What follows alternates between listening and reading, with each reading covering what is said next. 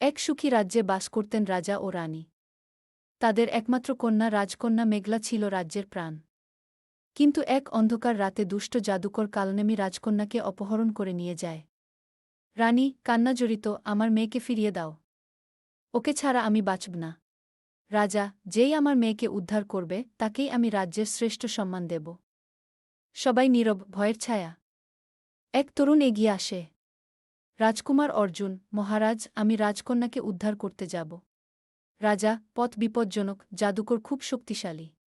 রাজকুমার, শক্তি নয় মহারাজ, সাহস আর ন্যায়ের পথেই আমাকে পথ দেখাবে। বর্ণনাকারী। রাজকুমার তরবারি নয়, সঙ্গে নিলেন বিশ্বাস আর বুদ্ধি। অন্যদিকে জাদুকরের গুহা। কালনেমি হাসি দিয়ে, এখন তুমি আমার বন্দী রাজকন্যা। রাজকন্যা মেঘলা, বন্দী শরীর হতে পারে, মন নয়। একদিন কেউ আমাকে উদ্ধার করবেই। বর্ণনাকারী। ভয় পেলেও রাজকন্যা হাল ছাড়েনি। সে লক্ষ্য করছিল গুহার পথ, দরজা আর জাদুকরের দুর্বলতা।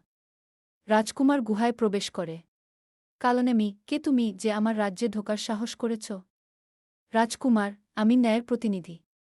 রাজকন্যাকে মুক্ত করতে এসেছি। কালনেমি হাসে, শক্তি দিয়ে আমাকে হারানো যাবে না। রাজকুমার চোখ বন্ধ করে, অহংকারই তোমার দুর্বলতা। বর্ণনাকারী। জাদুকরের মনোযোগ অহংকারে বাধা ছিল। সেই সুযোগে রাজকুমার বুদ্ধি খাটিয়ে জাদুর উৎস ধ্বংস করে দেয়। জাদু ভেঙে যায়। রাজকন্যা আবেগে, আপনি এলেন।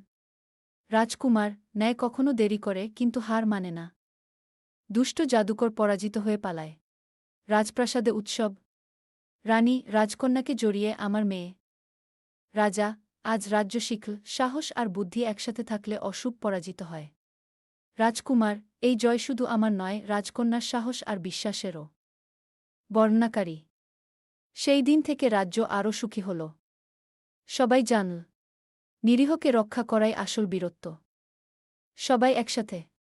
অন্ধকার যত বড়ই হোক, ন্যায়ের আলো একদিন জ্বলবেই।